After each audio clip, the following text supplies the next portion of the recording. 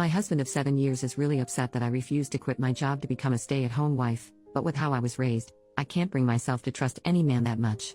I, 30 female, love my husband, 30 male, and he's an amazing man, but we have flaws like everyone else. We both aged out of foster care and met at a youth fulfillment program, basically a work camp that helps kids with no families learn the fundamentals for living, finances, certificates, as needed. We were both 18 and stayed in contact after the program ended. He made it clear he liked me, but I was truly petrified of men at that point in my life due to past experiences and rejected him a bit harshly. I reached out to apologize and we became friends. Then a year or two later I saw he posted on Snapchat and he was in my area. I asked if he would want to go on a date so I could practice being comfortable around guys and he agreed. He never made a move, never touched me, never made weird eye contact. If I said no he didn't ask a second time, not even as a suggestion. We went on these platonic dates for months with nothing happening, and one day I asked for a hug and then asked for a kiss and he asked me to be his girlfriend. We got married a year after and our 7-year anniversary is around the corner. We agreed we would not even think about having kids until we were older since both of us were the product of young parents. We've really just only focused on getting by and using as little money as possible and saving up every dime to buy a house. Thankfully, we got our house a few months ago and we were both able to quit our second jobs and for the first time only work regular 9-to-5s. Yay! I've discovered I really like gardening and baking and I love having a real home. We have been discussing adding to our family by having a baby and I feel very ready to be a mom. Scared still, yes, but ready. But my husband brought up how sad I would be if I had to quit since I've worked so hard. I told him I had zero plans to quit. I would only take maternity leave. Plus my company allows maternal and paternal remote options for 1 year after birth, so I can just work from home if needed. I know it's a lot to do with a newborn but giving up the security of my paycheck is simply not an option. He told me this was what we worked for, to make our own perfect family opposite from what ours were like and I was blindsiding him by changing my plans and I told him no plan has changed, I can have a career and be a mom. Plenty of women do it. He doesn't have to quit his job to be a dad so why should I? He said it wouldn't work for a baby's needs and I told him okay, since I make more money than you do why don't you quit and I go back to work remotely after healing from birth. That way we have both hands on deck and we don't have a severe loss of income as I make $89,000 and he makes $52,000. He mentioned that if I trusted him fully this shouldn't be a problem. I told him I trust him but I don't trust our current economy, but I left out that I really do genuinely think quitting my job with no savings, wiped out by getting the house, and relying on a man is absolutely stupid. He had plans made previously with his parents and had to leave so we said we would pick the conversation back up when he gets home but he's very upset. Madder than I have ever seen him and I don't understand why he just assumed I would quit. Not only do I not understand it, but it makes me trust him a lot less than I did yesterday. I have a bad habit of running for the hills when problems come up and not gonna lie, this is making me really nervous. Thank you for reading all of this if you have. I'm open ears to what could be going through his mind or why he is thinking like this, really just doesn't seem logical to me. He's been watching all of these videos of stay-at-home wives and girlfriends and do feel like this is influencing him a lot, but that's not realistic for us right now. Relevant comments. Commenter, I think his childhood and upbringing trauma is playing into this a lot. This doesn't sound like a situation where he wants to control you like in some posts but more like a situation where he has idealized what a perfect family might look like and so he wants to give his children that. You two need to go to couples counseling for a while. Figure it out with a therapist to help intercede and help him understand. Financial security is important. Hold off getting pregnant until you guys have been in couples therapy for 6 months or so and have begun working towards some common ground. As for him going off to meet his parents, is it possible having them back in your lives is contributing to this need for a picture-perfect family? Just curious. OP, thank you for this comment. I've been thinking on it for most of the day now. The parents he went to see are foster parents, but there was some legal issues going on and they had to release guardianship. He lived with them from age 10 to 15 until ending up back at a group home and aging out but they always stayed in contact and he considers them as parents. But they never lost contact so I'm not sure if that would be it, but he didn't start seeing them in person again until 2 or 3 years ago. I've never thought he was controlling, but we have talked in the past about this type of thing and I have always told him I would never want to be a stay-at-home mom. Maybe, at most, until they're in elementary if he was making a lot more money but we're not at the income level or networking level where I can get away with having 5-year gaps in my employment. Neither of us has attempted therapy again, and most of our experiences were less than pleasant with DHR and child services counselors. I'll see if he's open to the idea.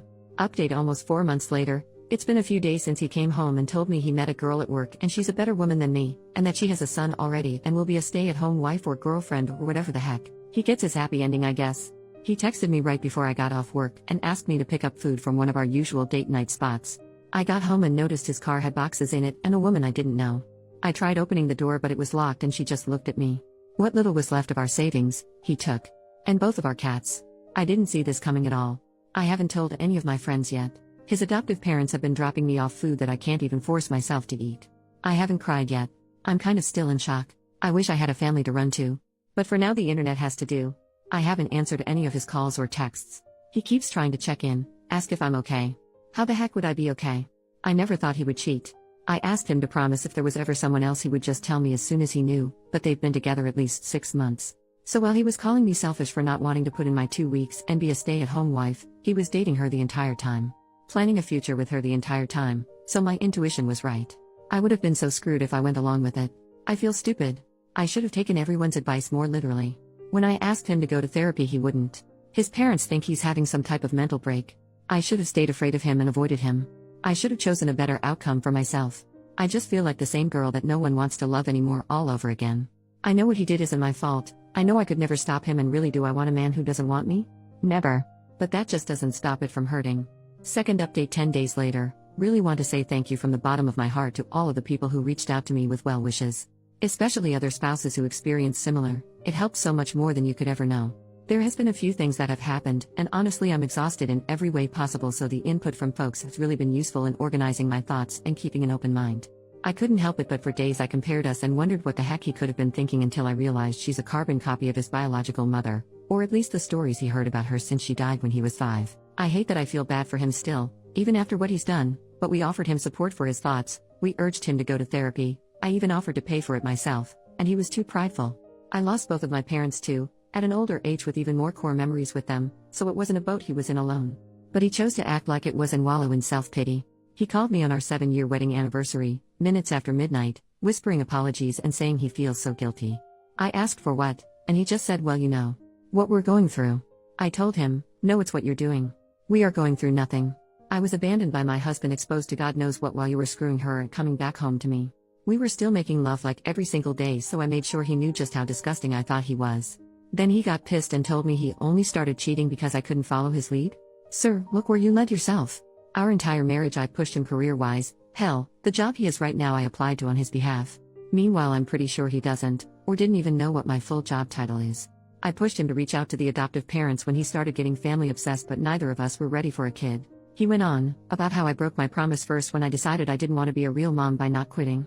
That I was turning his adoptive parents against him because they are refusing to meet his new girlfriend. He blamed me again and then had the nerve to say that this could all be put on pause if I can learn how to make decisions that benefit a family and not myself. I asked point blank if he was insinuating that we could get back together if I quit my job. He told me, yes, I will always love you, but you make things more difficult than needed. I hung up and blocked him on everything. Spent the rest of the night hugging wine in the bathtub and wondering what the hell kind of person I had been sharing my heart with. The next day he went public with their relationship, posting a photo to Instagram, and most of our mutual friends reached out, with my closest friends commenting less than kind things on the photo. As it turns out, he and his new girlfriend have actually been together for 7, almost 8 months. She is 20, her son is around 2. I reached out to her ex, the father of her son, who she had left to be with my ex-husband. She moved out in the middle of the day and took their kids, so he was just as blindsided, if not more, than I was. We met up and went for a walk, stopped by a bar. Literally cried, laughed, hugged each other, sang songs way too loudly and sobbed in public like a lunatic, but it helped so much. We also made sure to exchange evidence for any court battles. I'm a little iffy towards him for now, considering that they had quite the age gap. She was 17 when they met and he was 26. He said she lied about her age and they met at a college party, and then next thing he knew she was pregnant. He gave her money for an abortion, but she came back with baby clothes instead, so he tried to do the right thing and moved her in with him. Also, she's not actually allergic to cats. She just hates them.